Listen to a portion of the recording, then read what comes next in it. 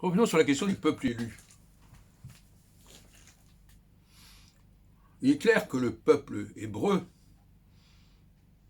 a existé avant son élection. Et précisons immédiatement que nous ignorons tout de l'histoire du peuple hébreu avant un temps récent relativement, le royaume de David, de Salomon, c'est-à-dire à peu près 1000 ans avant notre ère. Tout le reste est plus ou moins légendaire ou métaphysique.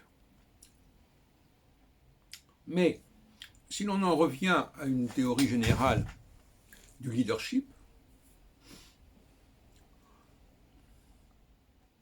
Dieu, Yahvé, veut devenir le leader de ce peuple hébreu. Il s'adresse à lui, comme tout leader s'adresse à un certain groupe, auquel il est étranger, toujours, dans ma théorie. Et donc, Dieu, Yahvé, qui se présentera à Moïse comme étant le Dieu d'Abraham, le Dieu d'Isaac, le Dieu de Jacob, c'est ça son vrai nom. En abrégé, si on veut, je suis. Je suis complété le Dieu d'Abraham, ça. Et donc, Dieu est un leader pour le peuple hébreu. Il prend un peuple, comme un leader prend un peuple, prend un parti, prend un groupe. Le leader ne crée pas un groupe. Le leader donne une nouvelle dimension à un groupe. C'est pas la même chose. Il le transfigure, si on veut. Mais il ne le crée pas. Il faut qu'il y ait cette base quelque part. Il faut que cette matière soit là pour qu'elle puisse être transformée, mais elle doit être là. Aménagée, reformatée, tout ce qu'on voudra, mais elle doit être là, préalablement. Et donc, un certain Dieu, alors qu'est-ce que c'est qu'un Dieu ici? C'est une entité, un ensemble, plus ou moins extraterrestre en tout cas, choisit ce peuple. Pour quelle raison? Je ne sais pas. Il le choisit et il le transforme. Donc, dire que ce peuple n'existe que par le fait qu'il ait été choisi, non.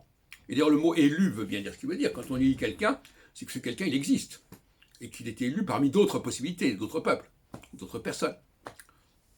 Son même peuple élu ne peut absolument pas vouloir dire qu'on va prendre une personne et qu'on va voir ce que quelle va être sa postérité. On prend un groupe, un peuple. On va dire, oui, je prends cette personne-là, et puis il va y avoir des enfants, et puis ça va se développer. Non, pourquoi c'est multiplié? Non. Il y a un peuple qui est là, qui a une réalité, mais qui peut avoir transformé sa réalité quelque part. Jusqu'à quel point? Mais au fond, est-ce que ce peuple au départ avait des qualités particulières? Pas forcément. Mais il les a acquises par le traitement que ce leader, Dieu,